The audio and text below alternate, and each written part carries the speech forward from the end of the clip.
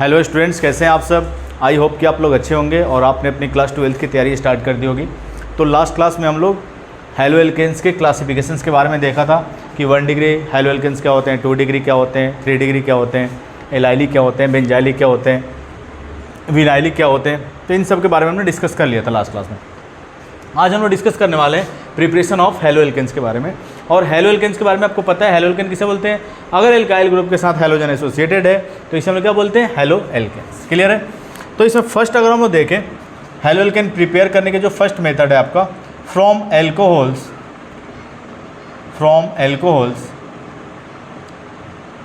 हम लोग क्या प्रिपेयर कर सकते हैं, हेलो एल्केन प्रिपेयर कर सकते हैं।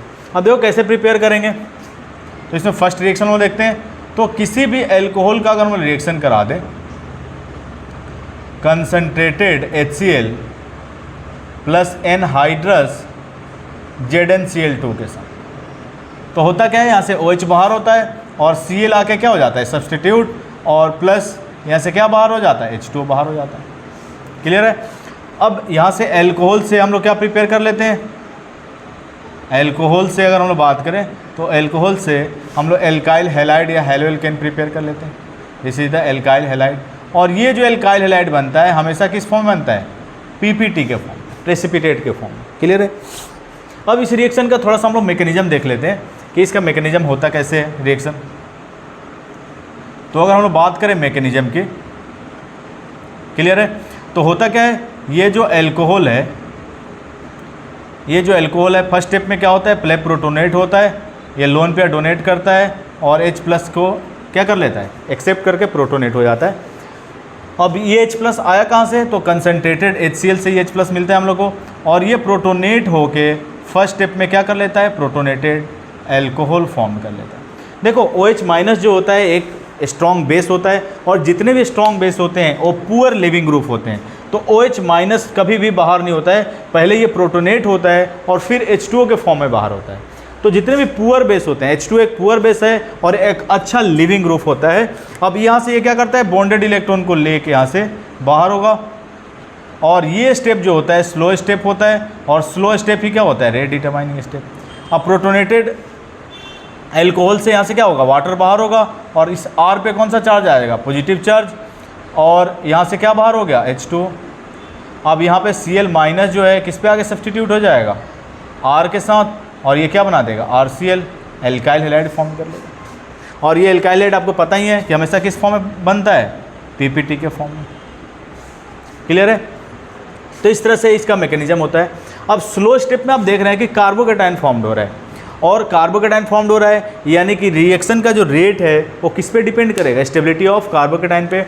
तो अगर हम लोग रेट ऑफ रिएक्शन की, इसके रिएक्शन के रेट की बात करें, रेट ऑफ रिएक्शन की, तो रेट ऑफ रिएक्शन क्या होगा, directly proportional to stability of carbocation. यानी कि जितना स्टेबल कार्बोकेटायन होगा, स्टेबिलिटी ऑफ कार्बोकेटायन, जितना स्टेबल कार्बोकेटायन होगा रिएक्शन का रेट क्या होगा, उतना ही फास्ट होगा। क्लियर है। तो आपको पता ही है, अगर स्टेबिलिटी ऑफ कार्बोकेटायन की हम लोग बात करें तो लास्ट क्लास में हमने डिस्कस किया था स्टेबिलिटी ऑफ कार्बोकेटायन के बारे में कि 3 डिग्री जो कार्बोकेटायन होता है सबसे ज़्यादा स्टेबल, फिर 2 डिग्री, फिर 1 डिग्री। तो कार्बोकेटायन की स्टेबिलिटी का ऑर्डर हम लोग देख सकते हैं। तो जितना फास्ट रिएक्शन होगा यानी कार्बोकेटायन क्या होगा, उतना ही स्टेबल होगा। अब देखो अगर हम लोग बात करें तो यहाँ पे अगर हम लोग देखें, ठीक है, तो इस concentrated HCl plus anhydrous ZnCl2 को, concentrated HCl plus anhydrous ZnCl2 को, इसको हम बोलते हैं Lucas reagent. This is the Lucas reagent. और ल्यूकस रिएजेंट जो है एक टेस्ट देता है जिसको हम बोलते हैं ल्यूकस टेस्ट। अब ये ल्यूकस टेस्ट होता क्या समझोगे, तो ये आपका एल्कोहल है, और एल्कोहल का कलर कैसा होता है, बिल्कुल ट्रांसपेरेंट कलर होता है। ये एल्कोहल है और एल्कोहल का कलर कैसा होता है, बिल्कुल ट्रांसपेरेंट कलर होता है। अब जैसे ही इसमें हम लोग कंसनट्रेटेड HCl प्लस ZnCl2 इसमें ऐड करते हैं हम लोग, जैसे ही एनहाइड्रस ZnCl2 और कंसनट्रेटेड HCl ऐड करेंगे, इसमें क्या होने लगेगा, एल्काइल हैलाइड फॉर्म होने लगेगा। और एल्काइल हैलाइड हमेशा किस फॉर्म में बनता है, PPT के फॉर्म में। और आपको पता है कि एल्काइल हैलाइड जो होता है वाटर में क्या होता है, इनसोल्यूबल, और इसके वजह से ये क्या प्रोड्यूस करने लगेगा, टर्बिडिटी प्रोड्यूस करने लगेगा वाटर के अंदर। टर्बिडिटी प्रोड्यूस करने लगेगा वाटर के अंदर। क्लियर है? जैसे ही आप एनहाइड्रस ZnCl2 और कंसनट्रेटेड HCl ऐड करेंगे, इसमें क्या प्रोड्यूस होने लगेगा? टर्बिडिटी। यानी कि आप देखेंगे एल्काइल हैलाइड जो होता है वाटर में सोल्यूबल नहीं होता है, और जो चीज़ वाटर में सोल्यूबल नहीं होगा उसका कलर ट्रांसपेरेंट नहीं होगा, वो कुछ गंदा टाइप का कलर होगा, टर्बिडिटी, इसको हम लोग टर्बिडिटी कलर बोलते हैं। तो इसमें टर्बिडिटी प्रोड्यूस होने लगेगा। अब होता क्या है, अब टर्बिडिटी प्रोड्यूस कैसे होगा और कितने टाइम में होगा, ये इंपॉर्टेंट है। तो अगर हम लोग ले लें 3 डिग्री एल्कोहल, अगर हम लोग ले लें 3 डिग्री एल्कोहल, तो 3 डिग्री एल्कोहल ले लें और इसका अगर हम लोग रिएक्शन करा दें ल्यूकस रिएजेंट के साथ, इसका अगर रिएक्शन हम लोग करा दें ल्यूकस रिएजेंट के साथ, तो टर्बिडिटी यानी एल्काइल हैलाइड जो बनता है immediately turbidity produce immediately, turbidity produce immediately, turbidity produce immediately, यानी कि इसमें टर्बिडिटी जो है तुरंत ही प्रोड्यूस हो जाएगा, क्योंकि 3 डिग्री जो एल्कोहल है वो सबसे स्टेबल कार्बोकेटायन बनाएगा, और जितना स्टेबल कार्बोकेटायन बनाएगा रिएक्शन का रेट क्या होगा, उतना ही फास्ट, और जितना रिएक्शन फास्ट होगा उतना ही फास्ट आपका एल्काइल हैलाइड फॉर्म होगा, और एल्काइल हैलाइड के वजह से ही टर्बिडिटी आ रहा है, और इसलिए टर्बिडिटी इमीडिएटली प्रोड्यूस हो जाएगा 3 डिग्री एल्कोहल में जब ल्यूकस रिएजेंट के साथ रिएक्शन होकर आएंगे। अगर हम लोग 2 डिग्री एल्कोहल ले लें, अगर हम लोग 2 डिग्री एल्कोहल ले लें, तो 2 डिग्री एल्कोहल का अगर रिएक्शन करा दें ल्यूकस रिएजेंट के साथ, तो 2 to 5 मिनट में टर्बिडिटी प्रोड्यूस होगा, 2 to 5 मिनट में टर्बिडिटी प्रोड्यूस हो जाएगा। क्लियर है? और अगर हम लोग ले लें 1 डिग्री एल्कोहल, अगर हम लोग 1 डिग्री एल्कोहल ले लें और इसका हम लोग रिएक्शन करा दें ल्यूकस रिएजेंट के साथ, तो इसमें प्रोडक्ट फॉर्म होता ही नहीं है, यानी एल्काइल हैलाइड बनेगा ही नहीं, और एल्काइल हैलाइड नहीं बनेगा तो टर्बिडिटी प्रोड्यूस नहीं होगा। तो इस तरह से हम लोग यहाँ पे 1 डिग्री 2 डिग्री 3 डिग्री एल्कोहल को टेस्ट कर सकते हैं, किससे? ल्यूकस रिएजेंट से। जब भी हम लोग किसी एल्कोहल का रिएक्शन कराएंगे ल्यूकस रिएजेंट के साथ और टर्बिडिटी तुरंत प्रोड्यूस हो गया, यानी कि एल्कोहल जो है आपका क्या है? 3 डिग्री एल्कोहल है। जैसे एग्जाम्पल हम ले लें, देखो ये 3 डिग्री एल्कोहल है आपका, this is the 3 degree alcohol, this is the 3 degree alcohol.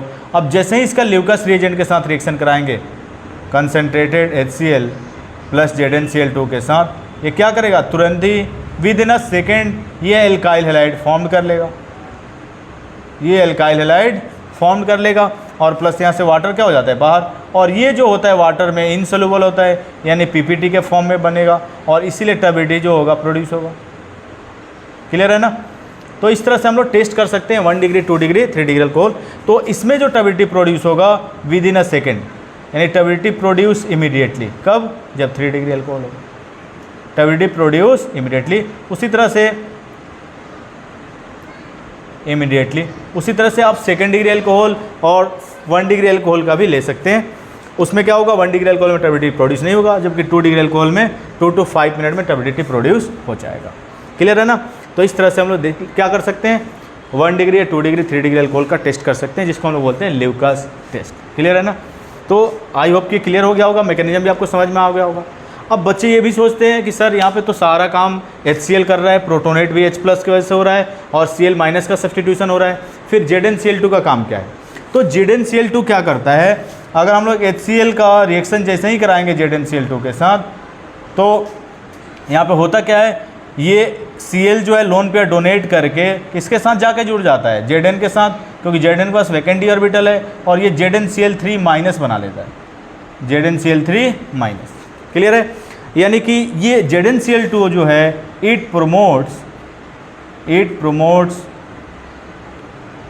Promotes the ionisation of HCl।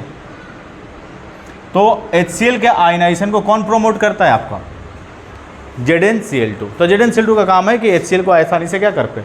Ionise कर पाए, इसलिए हम लोग ZnCl2 यूज करते हैं। तो आई होप कि क्लियर हो गया होगा। और आपको बता दूं कि ये जो रिएक्शन है ये इंपॉर्टेंट है, ल्यूकस टेस्ट, कई बार यहाँ से क्वेश्चन आए हुए हैं, तो आपको ध्यान रखना है। तो इस टेस्ट से हम लोग क्या टेस्ट कर सकते हैं? 1 डिग्री 2 डिग्री 3 डिग्री एल्कोहल को टेस्ट कर सकते हैं। क्लियर है?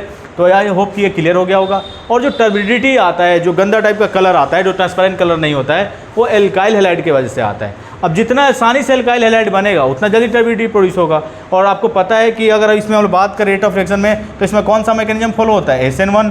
और SN1 में अगर हम बात करें तो SN1 में क्या होता है?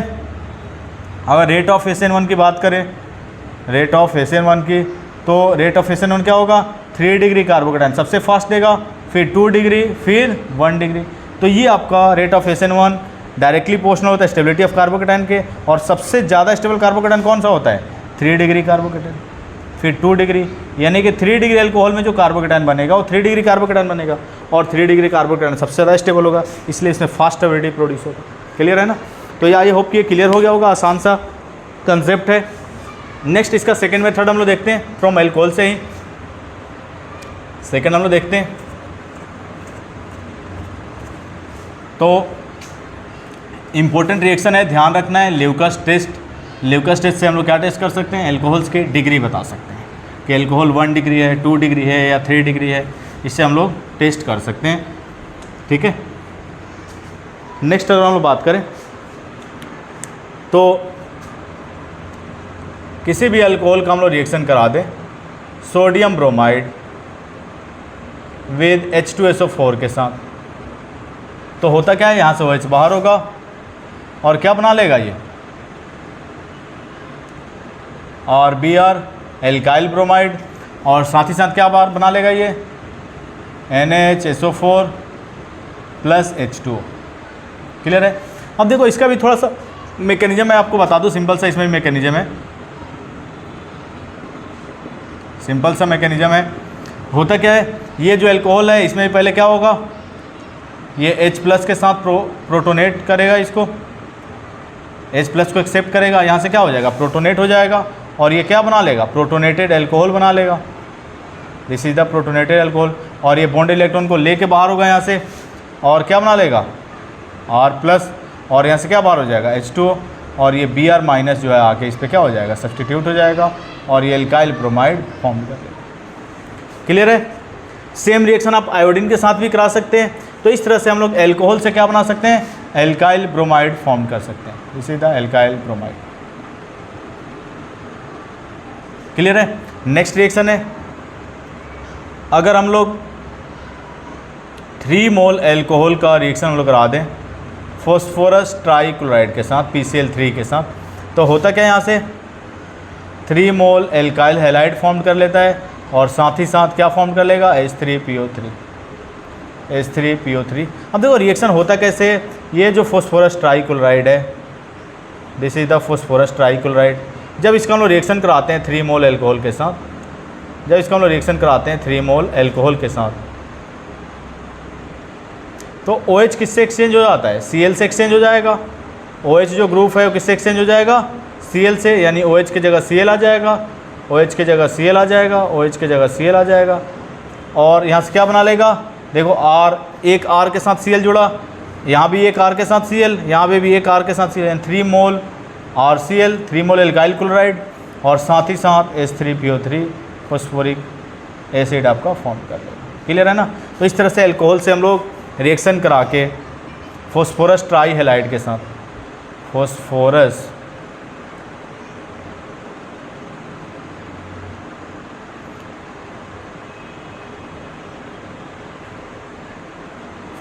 ट्राइक्लोराइड के साथ, हम लोग क्या कर सकते हैं, एल्काइल क्लोराइड फॉर्म कर सकते हैं। क्या फॉर्म कर सकते हैं, एल्काइल क्लोराइड। क्लियर है। तो इस तरह से हम लोग रिएक्शन करा सकते हैं। नेक्स्ट रिएक्शन है आपका, अगर हम लोग रिएक्शन करा दें अल्कोहल का, अगर हम लोग रिएक्शन करा दें रेड फॉस्फोरस विद X2 के साथ, और X2 आपका क्या हो सकता है यहाँ पे, Cl2 या Br2 या I2, Br2 या I2। तो यहाँ से होता क्या है, OH बाहर होगा, और यहाँ से क्या बना लेगा, RX, और X आपका क्या हो सकता है, ब्रोमीन या आयोडीन। तो इस तरह से एल्काइल ब्रोमाइड या एल्काइल आयोडाइड हम लोग यहाँ से फॉर्म कर सकते हैं। इन C2 ये बनाते हैं हम लोग, तुरंत ये बनाते हैं। ये P जो है X के साथ, X2 के साथ रिएक्शन करता है, और तुरंत ये क्या करता है, PBr3 या PI3 तुरंत बनाता है, और तुरंत ये रिएक्शन होता है। इन C2 ये प्रिपेयर करते हैं हम लोग। ठीक है, तुरंत बनाते हैं और तुरंत रिएक्शन हम लोग करा लेते हैं। क्लियर है। तो बुक में देखेंगे इन C2 ये लिखा होता है, इन C2 हम लोग प्रिपेयर करते हैं, तुरंत बनाते हैं और तुरंत रिएक्शन हम लोग करा लेते हैं। तो इस तरह से हम लोग यहाँ से एल्कोहल से हम लोग क्या प्रिपेयर कर सकते हैं, एल्काइल ब्रोमाइड या एल्काइल आयोडाइड प्रिपेयर कर सकते हैं। क्लियर है? तो आई होप कि क्लियर हो गया होगा रिएक्शन। नेक्स्ट रिएक्शन हम लोग देखते हैं। तो नेक्स्ट जो रिएक्शन है आपका phosphorus pentachloride, reaction of alcohols with phosphorus pentachloride के साथ। क्लियर है? तो नेक्स्ट रिएक्शन है फॉस्फोरस पेंटाक्लोराइड के साथ।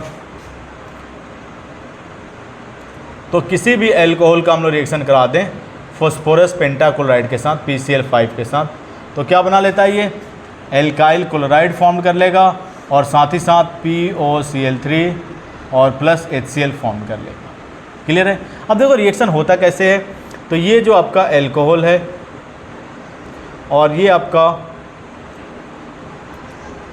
PCl5 है, PCl phosphorus pentachloride, phosphorus pentachloride होता क्या है, एक R के साथ Cl चला जाएगा, एक H के साथ Cl चला जाएगा और ये जो ग्रुप है ऑक्सीजन PCl3 जो ग्रुप है ऑक्सीजन के साथ क्या हो जाएगा, कंबाइंड हो जाएगा। तो यहाँ से देखेंगे ये क्या मिल जाएगा हम लोग को, R के साथ Cl कंबाइंड हो गया और प्लस H के साथ क्या कंबाइंड हो गया, Cl, और P के साथ O जुड़ गया तो क्या मिल गया हम लोग को, POCl3।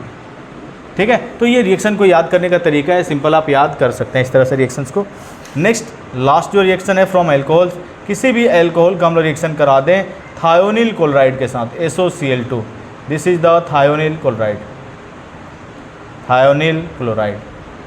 तो किसी भी एल्कोहल का अगर हम लोग रिएक्शन करा दें थायोनिल क्लोराइड के साथ तो क्या हो जाएगा, यहाँ से OH बाहर होगा और Cl आके सब्सटीट्यूट हो जाएगा और साथ ही साथ बाई प्रोडक्ट में क्या मिलता है, SO2 और प्लस HCl। ये दोनों ही जो प्रोडक्ट मिलते हैं इन दोनों ही गैसियस फॉर्म मिलते हैं, इसलिए हम लोग pure form alkyl halide, pure alkyl halide हम लोग यहाँ से प्रिपेयर कर सकते हैं। और इसीलिए इस रिएक्शन को जब भी एल्काइल हैलाइड प्रिपेयर करना है तो इस थायोनिल क्लोराइड के साथ एल्कोहल का रिएक्शन हम लोग प्रेफर करते हैं क्योंकि इसमें प्योर फॉर्म में आपको हेलोएल्केन फॉर्म होते हैं। क्लियर है? तो इस तरह से हम लोग एल्कोहल से प्रिपेयर करने के डिफरेंट मेथड्स हैं जिससे हम लोग एल्काइल हैलाइड क्या कर सकते हैं, प्रिपेयर कर सकते हैं। तो ये आपका फर्स्ट मेथड था फ्रॉम एल्कोहल्स, हम लोग एल्काइल हैलाइड कैसे प्रिपेयर करेंगे या हेलोएल्केन हम लोग कैसे प्रिपेयर करेंगे। नेक्स्ट हम लोग देखते हैं फ्रॉम हाइड्रोकार्बन्स। तो हाइड्रोकार्बन से भी हम लोग हेलोएल्केन प्रिपेयर कर सकते हैं और एल्केन के अंदर कुछ मेथड्स हमने पहले भी पढ़े हैं तो फिर से हम लोग दोबारा से देखेंगे। क्लास 11th के अंदर ऑलरेडी हम लोग किए थे इस रिएक्शंस को, लेकिन दोबारा से मैं बताऊंगा आप लोग को क्योंकि जनरली बच्चे क्या है कि 11th से 12th में आने के बाद बहुत सारी चीज़ें भूल जाते हैं, तो उसे हम लोग डिस्कस करते हैं पहले। क्लियर है ना? आसान सा ये भी टॉपिक है। तो नेक्स्ट हेडिंग डाल लोगे फ्रॉम हाइड्रोकार्बन्स, हम लोग क्या प्रिपेयर कर सकते हैं, हेलोएल्केन प्रिपेयर कर सकते हैं। अब बहुत सारे बच्चों को हाइड्रोकार्बन्स नहीं पता है कि हाइड्रोकार्बन्स क्या होते हैं, तो मैं बता देता हूँ। हाइड्रोकार्बन्स सिंपल है, कोई भी कंपाउंड जो कार्बन और हाइड्रोजन से मिलकर बना है उसे हम लोग क्या बोलते हैं, हाइड्रोकार्बन्स बोलते हैं। तो हाइड्रोकार्बन्स की अगर बात करें हम लोग तो हाइड्रोकार्बन्स के अंदर कौन कौन से आते हैं आपके, alkane, alkene, alkyne and aromatic hydrocarbons. Clear है ना? तो कहीं भी कोई भी कंपाउंड कार्बन या हाइड्रोजन से मिलकर बना है तो उसे हम लोग क्या बोलेंगे, हाइड्रोकार्बन। तो सेकेंड मेथड है from hydrocarbons, from hydrocarbons, from hydrocarbons हम लोग क्या प्रिपेयर कर सकते हैं, हेलोएल्केन प्रिपेयर कर सकते हैं। यानी वो कंपाउंड जो कार्बन और हाइड्रोजन से मिलकर बना है उससे हम लोग क्या बोलेंगे, हाइड्रोकार्बन्स। अब फर्स्ट है इसमें,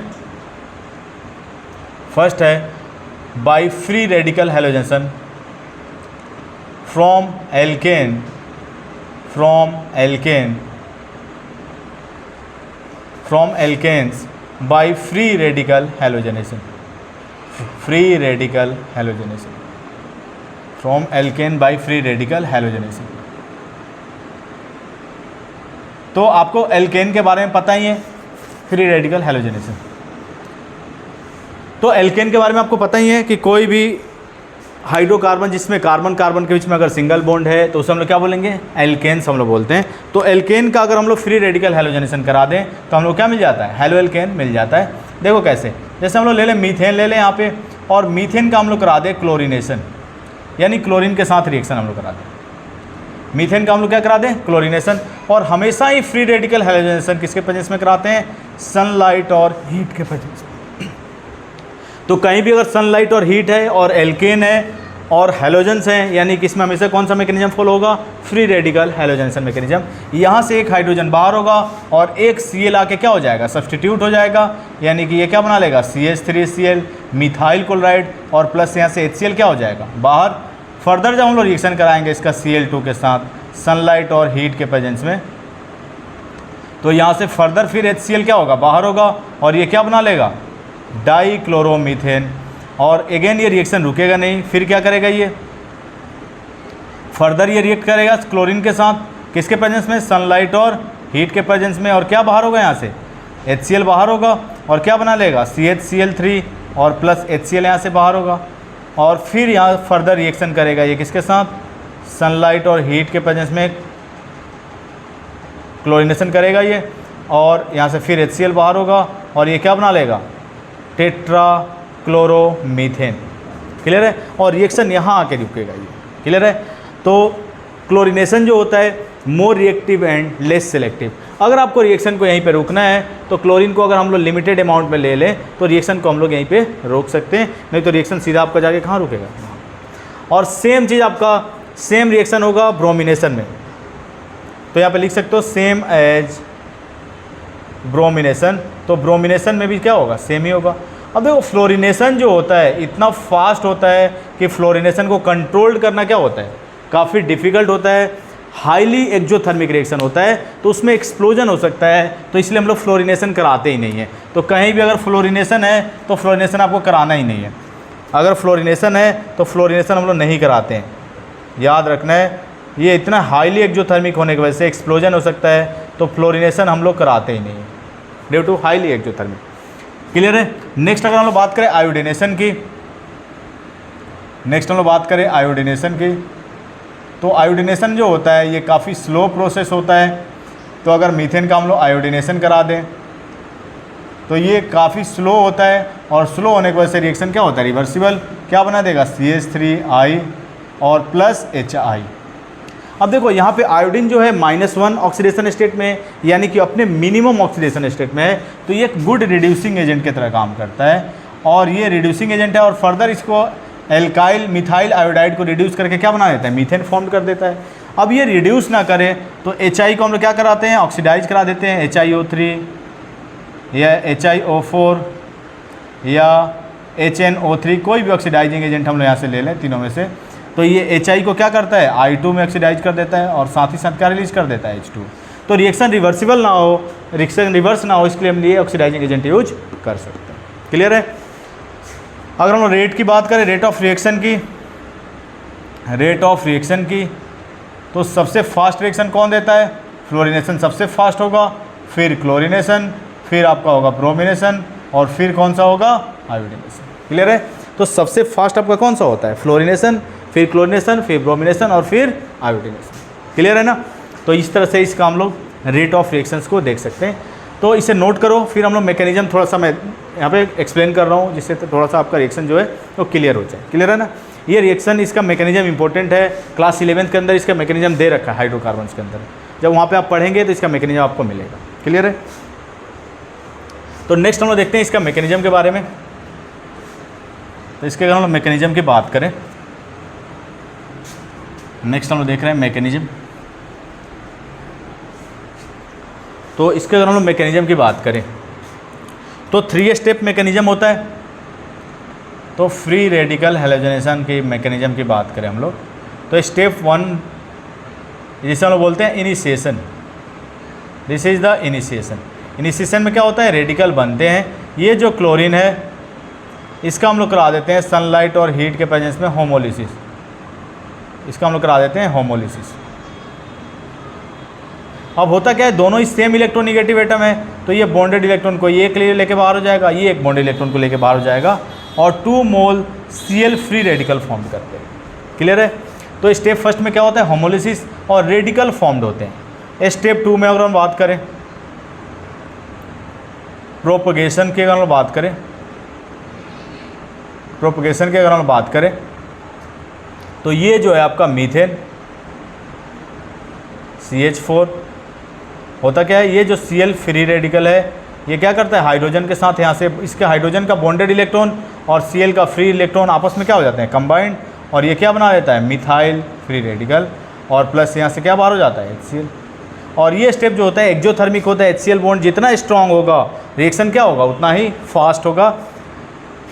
अब नेक्स्ट प्रोपगेशन स्टेप में, ये तो फर्स्ट प्रोपगेशन स्टेप हो गया। नेक्स्ट प्रोपगेशन स्टेप में क्या होता है, ये जो आपका मिथाइल फ्री रेडिकल है ये फर्दर क्या करता है, Cl2 के साथ रिएक्ट करता है, और ये क्लोरीन का फ्री रेडिकल और ये CH3 का फ्री इलेक्ट्रॉन आपस में क्या हो जाते हैं, क्लोरीन का बॉन्डेड इलेक्ट्रॉन और CH3 का फ्री इलेक्ट्रॉन आपस में कंबाइंड हो जाते हैं, और ये क्या बना लेता है, CH3Cl, और प्लस ये क्या बना लेता है, Cl फ्री रेडिकल। क्लियर है। तो स्टेप 2 में प्रोपगेशन स्टेप में क्या होता है, प्रोडक्ट फॉर्म्ड होता है। ये देख रहे हैं, प्रोडक्ट फॉर्म्ड होता है। क्लियर है। अब ये स्टेप जितना एक्जोथर्मिक होगा, जितनी ज़्यादा स्ट्रॉन्ग बॉन्ड बनेंगे, रिएक्शन क्या होगा, उतना ही फास्ट होगा। तो यही स्टेप आपका होता है रेट डिटरमाइनिंग स्टेप। तो HF जो बॉन्ड बनता है सबसे स्ट्रॉन्ग बनता है, इसलिए फ्लोरिनेशन सबसे फास्ट होता है। क्लियर है। नेक्स्ट स्टेप थर्ड की अगर हम लोग बात करें, स्टेप अगर हम लोग थर्ड की बात करें तो स्टेप थर्ड में क्या होता है, this is the termination step. This is the termination. और टर्मिनेशन में क्या होता है, रेडिकल कंज्यूम होते हैं। टर्मिनेशन में क्या होता है, रेडिकल कंज्यूम होते हैं। जो भी आपके रेडिकल बने हैं, Cl फ्री रेडिकल, ये आपस में क्या हो जाएंगे, कंबाइंड, और ये कंबाइंड होकर कंज्यूम हो जाएंगे Cl2। ये CH3 फ्री रेडिकल और Cl फ्री रेडिकल आपस में क्या हो जाएंगे, कंबाइंड, और CH3Cl, और CH3 जो फ्री रेडिकल हैं वो ये क्या हो जाएंगे, आपस में कंबाइंड, और ये कंबाइंड हो क्या करेंगे, CH3 फॉर्म करेंगे। क्लियर ना। तो इस टर्मिनेशन स्टेप में क्या होता है, रेडिकल कंज्यूम होते हैं। तो इस तरह से आप मैकेनिज्म देख सकते हैं। क्लियर है। अब ये जितना स्ट्रॉन्ग बॉन्ड बनेगा HX बॉन्ड, उतना ही रिएक्शन क्या होगा, फास्ट। और सबसे स्ट्रॉन्ग HX बॉन्ड किस में बनेगा, HF के केस में। इसलिए फ्लोरिनेशन आपने देखा था कि रेट ऑफ रिएक्शन की अगर हम बात करें, रेट ऑफ हैलोजनेशन रिएक्शन की, rate of free radical halogenation की, वो क्या होगा, फ्लोरीन सबसे फास्ट, फिर क्लोरीन, और फिर ब्रोमीन, और फिर आयोडीन। क्लियर है ना। तो इस तरह से हम लोग रेट ऑफ रिएक्शंस को देख सकते हैं। क्लियर है ना। तो इसे साफ करते हैं हम लोग, फिर आगे बढ़ते हैं। अब इसके कुछ एग्जांपल्स हम लोग देख लेते हैं, फ्री रेडिकल हैलोजनेशन के कुछ एग्जांपल्स हम लोग देखते हैं एक एक करके। तो कुछ एग्जांपल आपके एनसीईआरटी में है जो कि हम लोग नेक्स्ट क्लास में डिस्कस करेंगे, इस पर कुछ क्वेश्चंस। ठीक है। तो पहले इसको कंप्लीट हम लोग कर लेते हैं, फिर इसके कुछ क्वेश्चंस हम लोग डिस्कस करेंगे जो आपके एनसीईआरटी में काफ़ी अच्छे क्वेश्चंस दे रखे हैं। ठीक है। तो उसे भी हम लोग डिस्कस करेंगे नेक्स्ट क्लास में। क्लियर है। तो इसके कुछ एग्जांपल्स हम लोग देख लें, फ्री रेडिकल हैलोजनेशन के। फ्री रेडिकल हैलोजनेशन के कुछ एग्जांपल्स हम लोग देख लें। फ्री रेडिकल हैलोजनेशन के कुछ एग्जांपल्स हम लोग देख लेते हैं। तो अगर हम लोग ले लें, प्रोपेन ले लें, CH3 CH2 CH3, और इसका हम लोग करा दें क्लोरिनेशन। और हमेशा हैलोजनेशन किसके प्रेजेंस में, सनलाइट और हीट के प्रेजेंस में। तो देखो यहाँ से भी हाइड्रोजन बाहर हो सकता है, ये 1 डिग्री आपका हाइड्रोजन, ये भी 1 डिग्री, और ये क्या है 2 डिग्री हाइड्रोजन। तो 1 डिग्री कार्बन पे जो हाइड्रोजन है ये भी बाहर हो सकता है, 2 डिग्री हाइड्रोजन पे जो कार्बन है, 2 डिग्री कार्बन पे जो हाइड्रोजन है वो भी बाहर हो सकता है। तो दो प्रोडक्ट इसमें मिलेंगे, एक तो प्रोडक्ट ये मिलेगा CH2Cl, और एक प्रोडक्ट आपका मिलेगा CH3 CH Cl CH3। अब ये 2 डिग्री जो हैलोएल्केन है ये मोर स्टेबल होते हैं, और ये अप्रोक्सीमेटली 55% फॉर्म्ड होता है, जबकि 1 डिग्री जो होता है ये लेस स्टेबल होता है, और ये अप्रोक्सीमेटली आपका 45% बनता है। क्लियर है। अब ये इतना ज़्यादा अमाउंट में कैसे बन रहा है, तो सिंपल है कि देखो इसकी जो पॉसिबिलिटी है या जो अवेलेबिलिटी है 1 डिग्री हाइड्रोजन की वो काफ़ी ज़्यादा है। 1 डिग्री हाइड्रोजन कितने हैं, 6 1 डिग्री हाइड्रोजन है, जबकि 2 डिग्री हाइड्रोजन सिर्फ कितने हैं, 2 हैं। तो इसलिए ये प्रोडक्ट भी लार्ज अमाउंट में फॉर्म्ड होता है। तो ये चीज़ ध्यान रखना है आपको। ठीक है। और भी अगर एग्जाम्पल ले सकते हैं, CH3 CH3 CH2 CH3। अब देखिए ये भी 1 डिग्री कार्बन, ये भी 1 डिग्री, ये भी 1 डिग्री, और 1 डिग्री कार्बन पे जो हाइड्रोजन होंगे क्या होंगे, 1 degree hydrogen.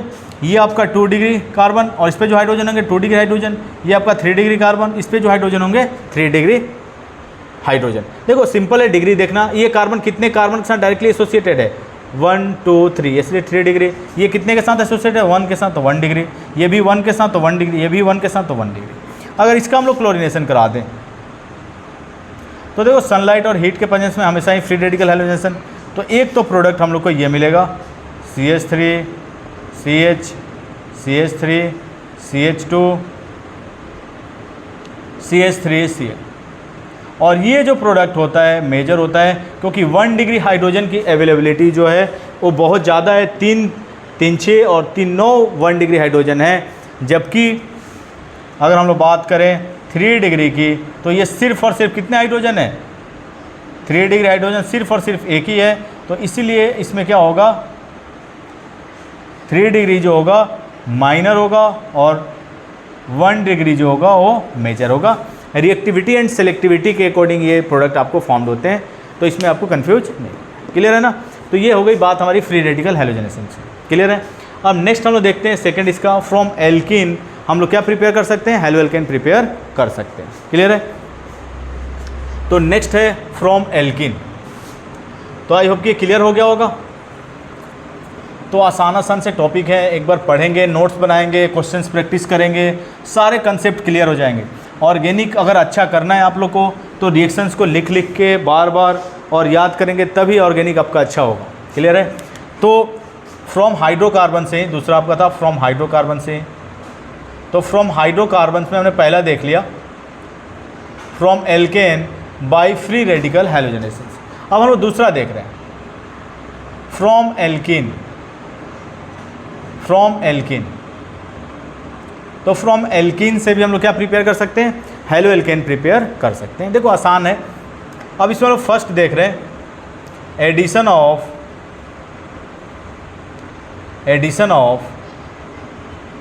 Hydrogen halide, addition of hydrogen halide,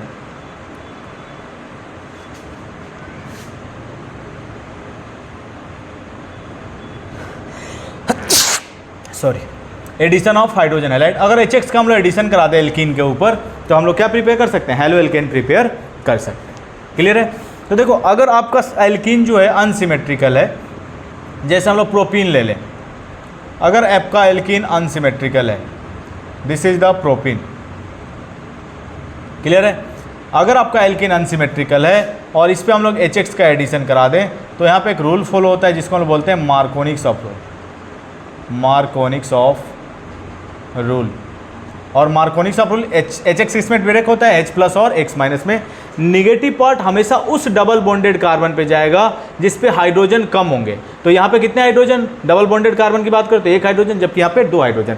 तो निगेटिव पार्ट वहाँ जाएगा जहाँ पे हाइड्रोजन कम होंगे और पॉजिटिव पार्ट वहाँ जाएगा जहाँ पे हाइड्रोजन क्या होंगे, ज़्यादा होंगे। तो ये आपका प्रोडक्ट फॉर्म हो जाएगा, क्लियर है। अब मार्कोनिक्स ऑफ रूल का रीजन क्या है, तो इसका थोड़ा सा हम लोग मैकेनिज्म देख लेते हैं। मैकेनिज्म देखेंगे सारी चीज़ें क्लियर हो जाएंगी। अब एडिशन ऑफ हाइड्रोजन हैलाइड में कौन सा मैकेनिज्म फॉलो होता है, तो मैकेनिज्म की बात करें तो electrophilic addition reaction mechanism follow होता है, यानी कि रिएक्शन को इनिशिएट कौन करता है, इलेक्ट्रोफाइल इनिशिएट करता है, इसीलिए इसको हम लोग क्या बोलते हैं, इलेक्ट्रोफिलिक एडिशन। तो ये आपका एल्कीन है, CH3 CH double bond CH2, clear है। अब होता क्या है, ये H प्लस इस पर क्या होता है, पहले ऐड होता है। अब पाई इलेक्ट्रॉन यहाँ भी शिफ्ट हो सकता है, पाई इलेक्ट्रॉन यहाँ भी शिफ्ट होता है। पाई इलेक्ट्रॉन जब यहाँ शिफ्ट होगा तो इस पर कौन सा चार्ज आएगा, निगेटिव, और इस पर कौन सा चार्ज आएगा, पॉजिटिव। और H प्लस किसके तरह काम कर रहा है, इलेक्ट्रोफाइल की तरह।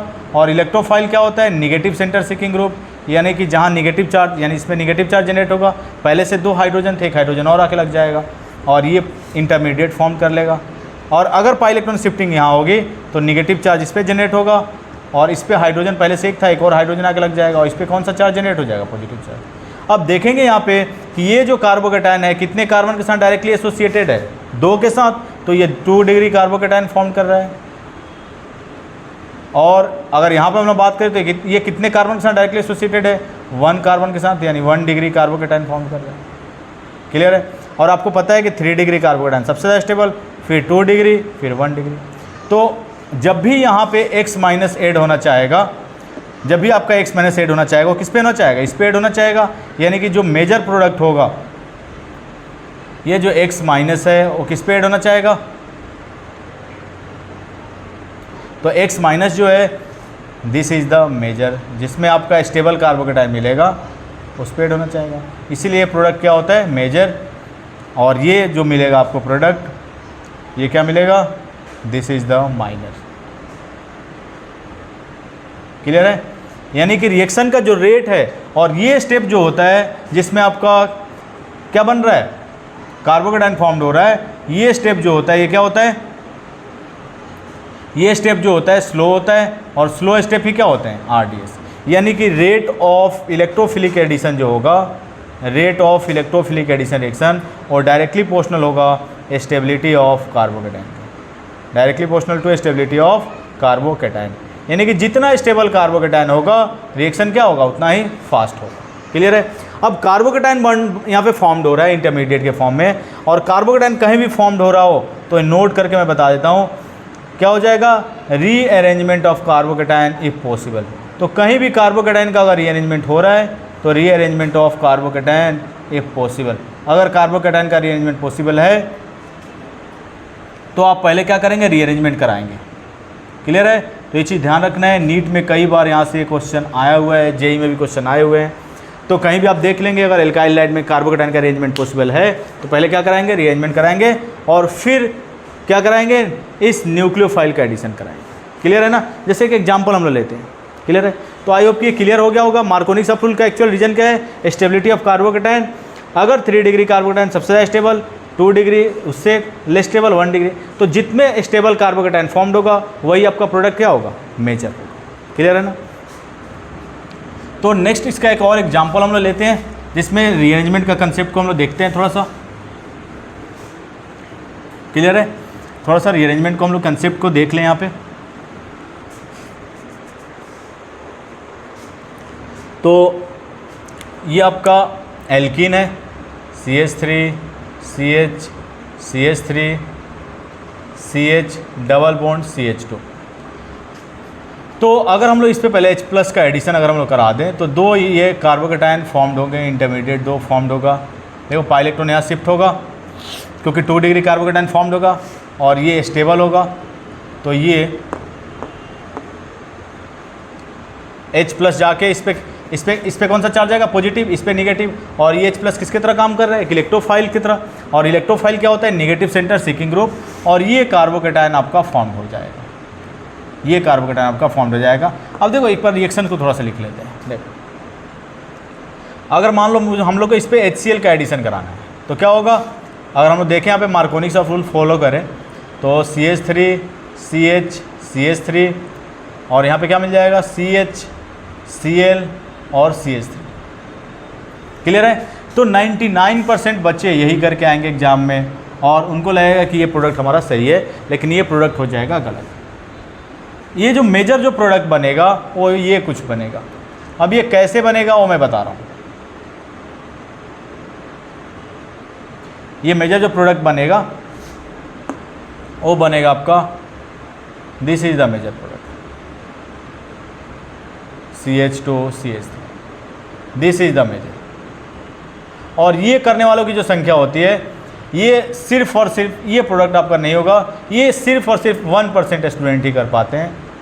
ठीक है? जिनको रीअरेंजमेंट का कंसेप्ट पता है, जिनको रीअरेंजमेंट नहीं आता है वो 90% स्टूडेंट जो हैं वो ये प्रोडक्ट फॉर्म करते हैं और उनका हो जाता है गलत, ये मेजर प्रोडक्ट फॉर्म होगा। क्लियर है? अब कैसे होगा ये हम लोग देखते हैं। तो यहाँ पे थोड़ा सा कंसेप्ट है रीअरेंजमेंट का।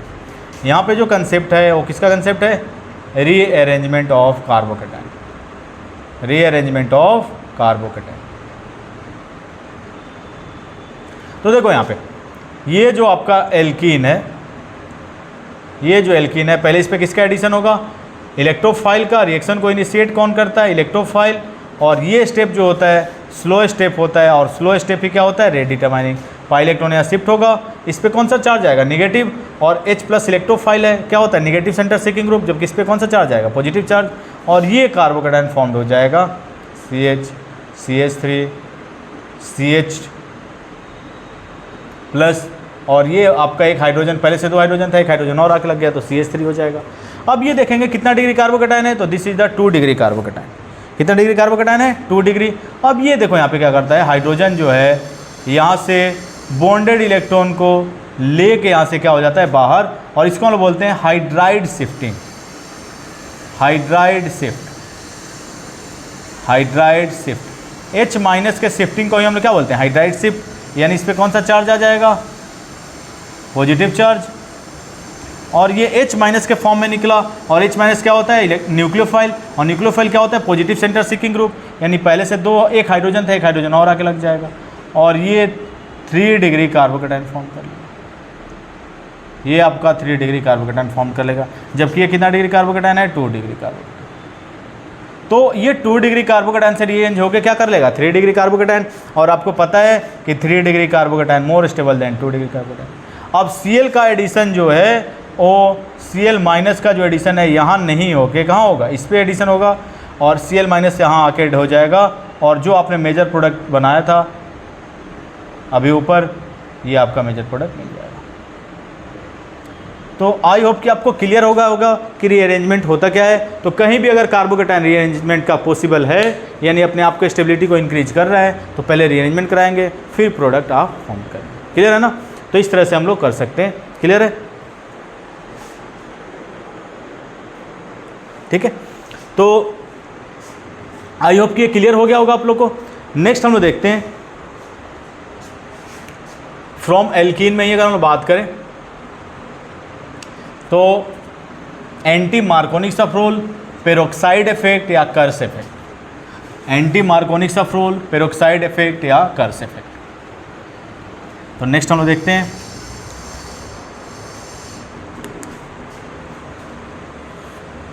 इसी का सेकेंड पार्ट हम लोग देखते हैं एंटी मार्कोनिक सफरोल, एंटी मार्कोनिक सफरोल,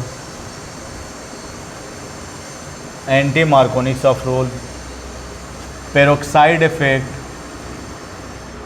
पेरोक्साइड इफेक्ट या इसको हम लोग बोलते हैं कर्स इफेक्ट।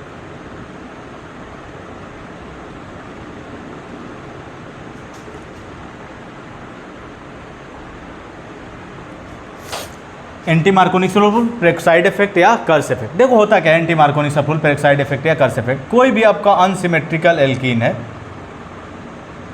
कोई भी आपका अनसिमेट्रिकल एल्कीन है, और इस पे हम लोग HBr का एडिशन करा दें in the presence of peroxide, peroxide, तो यहाँ पे एंटी मार्कोनिक सफरोल फॉलो होता है, और नेगेटिव पार्ट जो Br माइनस है वो हमेशा उस डबल बॉन्डेड कार्बन पे जाएगा जिस पर हाइड्रोजन ज़्यादा है, क्योंकि मार्कोनिक सफरोल में क्या होता था, निगेटिव पार्ट वहाँ जाता था जहाँ पे हाइड्रोजन कम होते थे, तो एंटी मार्कोनिक्स में वहाँ जाएगा जहाँ पे हाइड्रोजन क्या होंगे, ज़्यादा।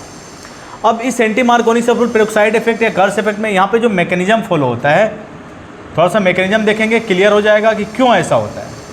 तो यहाँ पे जो मैकेनिज्म फॉलो होता है, free radical addition mechanism, free radical addition mechanism, free radical addition mechanism follow होता है। क्लियर है? अब देखते हैं फ्री रेडिकल एडिशन मैकेनिज्म होता क्या है। अब देखो फर्स्ट स्टेप में क्या होता है, benzoyl peroxide C6H5, C double bond O, C double bond O, C6H5, benzoyl peroxide, benzoyl peroxide, benzoyl peroxide. ठीक है, बोर्ड वाले बच्चे हैं तो मैकेनिज्म को नहीं भी ध्यान रखेंगे तो कोई प्रॉब्लम नहीं है। आपको याद रखना है कि पेरोक्साइड इफेक्ट या कर्स इफेक्ट सिर्फ और सिर्फ HBr के साथ लगता है, बाकी किसी भी हाइड्रोजन हैलाइड के साथ पेरोक्साइड इफेक्ट या कर्स इफेक्ट नहीं लगता है। ये इंपॉर्टेंट चीज़ है, ध्यान रखना है। तो बेंजोइल पेरोक्साइड की अगर हम बात करें तो होता क्या है, पहले यहाँ पे हो जाता है होमोलिसिस। होगा क्या, ये बॉन्डेड इलेक्ट्रॉन को लेके यहाँ से दोनों ही ऑक्सीजन ऐसे क्या हो जाएंगे बाहर, और ये C6H5, C double bond O free radical ये फॉर्म कर लेगा। नेक्स्ट स्टेप में क्या होता है, ये बॉन्डेड इलेक्ट्रॉन और ये फ्री इलेक्ट्रॉन आपस में कंबाइंड हो जाएंगे और ये बेंजीन फ्री रेडिकल फॉर्म कर लेता है, और साथ ही साथ ये CO2 यहाँ से क्या हो जाएगा, बाहर हो जाएगा। क्लियर है? अब नेक्स्ट स्टेप में देखते हैं, स्टेप 2 में। स्टेप 2 की बात करें तो ये C6H6, C6H5 फ्री रेडिकल ये किसके साथ रिएक्ट करता है, यहाँ से रिएक्ट करेगा HBr के साथ, और हाइड्रोजन का बॉन्डेड इलेक्ट्रॉन और इसका फ्री इलेक्ट्रॉन आपस में क्या हो जाएंगे, कंबाइंड हो जाएंगे, और ये क्या बना लेगा C6H6 plus Br free radical, Br free radical.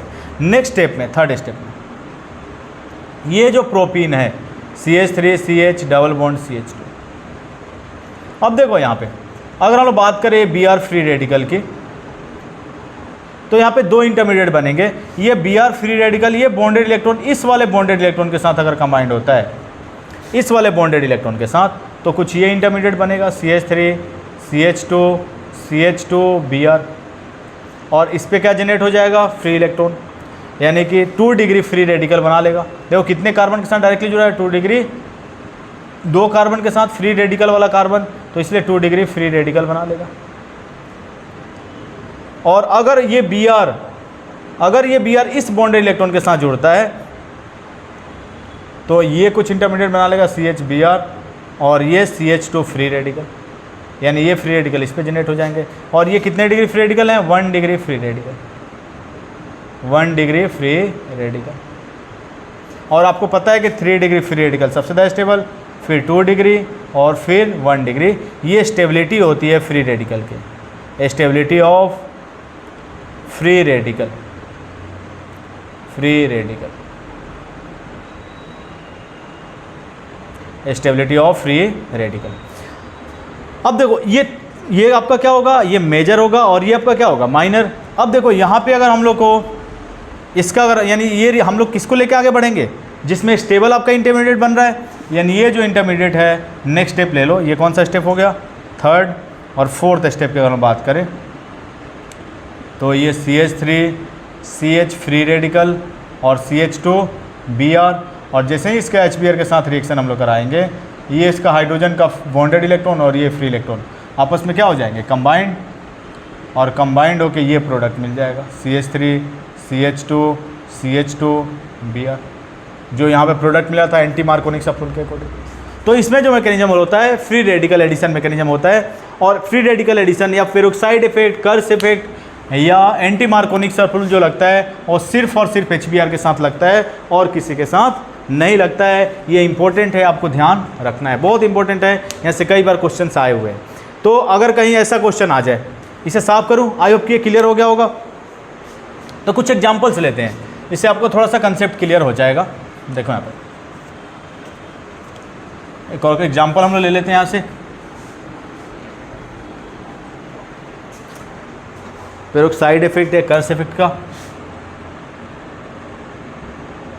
CH3 CH double bond CH2, अगर इस पर हम लोग HBr का एडिशन करा दें, क्लियर है, और पेरोक्साइड इफेक्ट के प्रेजेंस में, तो क्या होगा, एंटी मार्कोनिक सल्फर फॉलो होगा, और नेगेटिव पार्ट वहाँ जाएगा उस डबल बॉन्डेड कार्बन पे जहाँ पे हाइड्रोजन ज़्यादा है।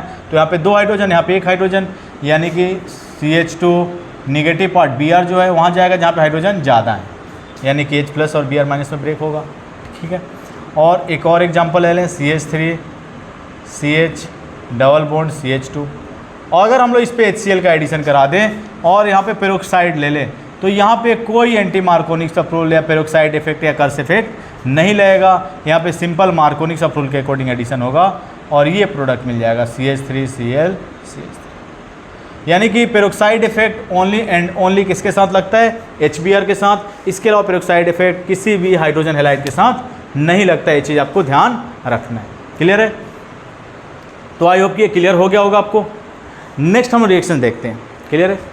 नेक्स्ट रिएक्शन हम लोग देखते हैं हाइड्रोकार्बन्स में ही फ्रॉम एल्कीन का सेकेंड पार्ट, फ्रॉम हाइड्रोकार्बन्स में ही हम लोग एल्कीन का सेकेंड पार्ट हम लोग देख रहे हैं। फ्रॉम हाइड्रोकार्बन से हम लोग, दूसरा मेथड था फ्रॉम हाइड्रोकार्बन्स, और हाइड्रोकार्बन्स में हम लोग एल्कीन से हम लोग देख रहे थे कि हेलो एल्केन्स कैसे प्रिपेयर करेंगे, और उसमें हम लोग सेकेंड पार्ट देख रहे हैं addition of halogens, addition of halogens, halogen का हम लोग एडिशन करा रहे हैं, एडिशन ऑफ हैलोजेंस। तो कोई भी आपका एल्कीन है, सिमेट्रिकल हो या अनसिमेट्रिकल हो, इस पे अगर हम हैलोजन का एडिशन करा दें in the presence of non polar solvent like CCl4, तो ये डबल बॉन्ड ब्रेक होगा और एडजेसेंट कार्बन पे आके हैलोजन क्या हो जाएंगे, ऐड हो जाएंगे, और यहाँ से विसिनल डाई हैलाइड फॉर्म हो जाता है। विसिनल डाई हैलाइड क्या हो जाता है, फॉर्म हो जाता है। क्लियर है? तो सिंपल सा रिएक्शन है। अब देखो इसमें एक रिएक्शन इंपॉर्टेंट है, CH2 डबल बॉन्ड CH2। अगर इसका हम लोग ब्रोमिनेशन करा दें तो ब्रोमीन का कलर कैसा होता है? Purple colour, brown, reddish brown colour होता है, रेडिश ब्राउन। क्लियर है? और रेडिश ब्राउन जो कलर है नॉन पोलर सॉल्वेंट के प्रेजेंस में जैसे ही रिएक्शन कराएंगे, जो रेडिश ब्राउन कलर है ब्रोमीन का, प्रोडक्ट फॉर्म होने के बाद इसका कलर कैसा हो जाता है? इसका कलर जो है कलरलेस हो जाता है। और इस तरह से हम लोग अनसेचुरेशन टेस्ट कर सकते हैं। किससे? ब्रोमीन का रिएक्शन करा के एल्कीन या एल्काइन के साथ। क्लियर है ना? तो ये अनसेचुरेशन टेस्ट आपको ध्यान रखने हैं। This is the unsaturation test. तो इस तरह से हम लोग किसी भी कंपाउंड में डबल बॉन्ड या ट्रिपल बॉन्ड प्रेजेंट है कि नहीं है, हम लोग ब्रोमीन के साथ रिएक्शन करके देख सकते हैं। और कलर उसका क्या हो जाएगा? कलरलेस, यानी कि वो आपका कंपाउंड जो है उसमें डबल बॉन्ड या ट्रिपल बॉन्ड प्रेजेंट है, और इससे हम लोग अनसेचुरेशन टेस्ट कर सकते हैं। क्लियर है? लास्ट जो आपका रिएक्शन है हैलोजन एक्सचेंज रिएक्शन, थर्ड। तो आई होप कि ये क्लियर हो गया होगा आपका। क्लियर है? नेक्स्ट है हैलोजन एक्सचेंज रिएक्शन। क्लियर है? तो प्रिपरेशन ऑफ हैलो एल्केन्स की अगर हम बात करें तो थर्ड आपका मेथड है halogen exchange reaction. Halogen exchange reaction, halogen exchange reaction. Clear है? और इससे पहला जो रिएक्शन है this is the Finkelstein reaction. This is the Finkelstein reaction. Clear है? तो फिनकेल्स्टीन रिएक्शन क्या होता है? किसी भी एल्काइल हैलाइड, एक से आपके क्या हो सकता है? क्लोरीन या bromine, only chlorine and bromine. और इसका रिएक्शन हम लोग करा दें सोडियम आयोडाइड के साथ in the presence of acetone, in the presence of acetone. तो यहाँ पे क्या होता है? हैलोजन एक्सचेंज हो जाता है, यानी कि X के जगह क्या आ जाएगा? I आ जाएगा, और I के जगह क्या आ जाएगा? X, और ये PPT के फॉर्म में NX फॉर्म हो जाता है। क्लियर है? और इसी रिएक्शन का नाम है फिनकेल्स्टीन रिएक्शन। क्लियर है? जैसे इसका एग्जांपल ले सकते हैं, जैसे CH3 CH2 Cl, और इसका हम लोग रिएक्शन करा दें सोडियम आयोडाइड के साथ, तो क्या होगा? In the presence of acetone. तो होगा क्या? यहाँ से Cl एक्सचेंज हो जाएगा आयोडीन से, क्या बना लेगा? CH3 CH2 I और प्लस NaCl, और NaCl किस फॉर्म बनेगा? PPT के फॉर्म। तो एल्काइल आयोडाइड फॉर्म करने का बहुत इंपॉर्टेंट मेथड है ये फिनकेल्स्टीन रिएक्शन। क्लियर है? अब देखो बच्चे अब ये भी पूछते हैं कि सर यहाँ पे हम लोग Cl और Br की जगह I नहीं ले सकते? तो नहीं ले सकते हैं। देखो क्यों? अगर हम लोग बात करें NaCl, NaBr और NaI की, तो इसके अगर हम लोग सोल्युबिलिटी देखें, सोल्युबिलिटी इन एसीटोन की अगर हम बात करें, तो एसीटोन जो होता है आपका, एसीटोन जो आपका होता है वो कैसा होता है? This is the covalent compound. अगर एसीटोन की हम लोग बात करें तो एसीटोन आपका कैसा होता है? कोवेलेंट होता है। अब इन तीनों की सोल्युबिलिटी की बात करें, जो आसानी से सोल्यूबल हो जाएगा एसीटोन में, वो रिएक्शन आसानी से दे देगा। अब देखो होता क्या है, इन दोनों में कोवेलेंट कैरेक्टर काफ़ी कम होते हैं, NaCl और NaBr में। देखो जितना ज़्यादा एनायन का साइज होगा कोवेलेंट कैरेक्टर क्या होगा? उतना ही ज़्यादा। तो सबसे ज़्यादा कोवेलेंट कैरेक्टर जो होगा वो किस में होगा? Na में। और ये आसानी से किस में घुल जाएगा? एसीटोन में। और किस में कन्वर्ट हो जाएगा? Na+ और I- में, और आसानी से I जाके सब्सटीट्यूट हो जाएगा। जबकि NaCl और NaBr में ये एसीटोन कोवेलेंट होता है, और जबकि इसमें आयनिक कैरेक्टर काफ़ी ज़्यादा होते हैं, तो ये आसानी से नहीं घुल पाता है। और इसीलिए फिनकेल्स्टीन रिएक्शन में हम लोग X के जगह अगर हम लोग ले रहे हैं यहाँ पे, तो यहाँ पे I के जगह हम लोग क्लोरीन या ब्रोमीन नहीं ले सकते। क्लियर है? सिर्फ I ही ले सकते हैं, क्लोरीन या ब्रोमीन नहीं ले सकते हैं, क्योंकि एसीटोन में ये क्या होते हैं? इनसोल्यूबल होते हैं, आयोनाइज नहीं होंगे आसानी से, और आयोनाइज नहीं होंगे तो Cl- और Br- फॉर्म नहीं होगा, और ये फिर प्रोडक्ट फॉर्म नहीं होगा। क्लियर है ना? तो ये चीज़ ध्यान रखना है। नेक्स्ट इसका रिएक्शन है सेकेंड हैलोजन एक्सचेंज में। This is the Swarts reaction. Alkyl fluoride बनाने का बहुत इंपॉर्टेंट मेथड है, जिससे हम लोग क्या बना सकते हैं? एल्काइल फ्लोराइड फॉर्म कर सकते हैं। तो इसका सेकंड मेथड है आपका स्वार्ट्स रिएक्शन। Swarts reaction. तो अगर हम लोग बात करें किसी भी एल्काइल हैलाइड का रिएक्शन, एक से यहाँ पे क्या हो सकता है आपका क्लोरीन या ब्रोमीन, और इसका हम लोग रिएक्शन करा दें AgF सिल्वर फ्लोराइड HgF2 और HgF2 के साथ और SbF3। क्लियर है? तो यहाँ से हैलोजन एक्सचेंज हो जाता है, क्या बना लेगा RF और प्लस AgX। X यहाँ पे क्या हो सकता है क्लोरीन या। क्लियर है? जैसे इसका भी एग्जांपल ले सकते हैं CH3 CH2 Cl और प्लस AgF, क्या होगा यहाँ से Cl एक्सचेंज हो जाएगा और फ्लोरीन Cl की जगह फ्लोरीन आ जाएगा और फ्लोरीन की जगह क्या आ जाएगा Cl आ जाएगा, और AgCl भी किस फॉर्म में बनता है प्रेसिपिटेट के फॉर्म में। क्लियर है? अगर हम लोग ये ले लें CH3 CH2 Cl plus HgCl2 Hg2Cl2 ले लोगे Hg2F2। तो यहाँ पे हम लोग 2 मोल एल्काइल हैलाइड ले लेंगे, क्या हो जाएगा 2 मोल CH3CH2F और प्लस Hg2Cl2। क्लियर है? अगर 3 मोल बनाना है तो क्या ले लेंगे SbF3 ले लेंगे, और इस तरह से हम लोग, तो जिसमें फ्लोरीन का एक्सचेंज होता है क्लोरीन या ब्रोमीन से उसे हम लोग बोलते हैं स्वार्ट्स रिएक्शन, जिसमें आयोडीन का एक्सचेंज होता है उसे हम लोग बोलते हैं फिन कैल्स्टेन रिएक्शन। अब इसके बहुत सारे इंपॉर्टेंट क्वेश्चंस हैं एनसीईआरटी के अंदर जो हम लोग नेक्स्ट क्लास में डिस्कस करेंगे, फिर हम लोग आगे बढ़ेंगे। क्लियर है? तो आई होप कि ये क्लियर हो गया होगा प्रिपरेशन ऑफ हेलो एल्केन्स आपका, और इसको प्रॉपर नोट्स बनाएं और नोट्स बना के सारे रिएक्शंस को लिख के और फिर आप करेंगे, सारे रिएक्शंस आपको याद हो जाएंगे, आसानी से आप एग्जाम में इस पर क्वेश्चंस कर सकते हैं। क्लियर है? तो आज के लिए इतना ही।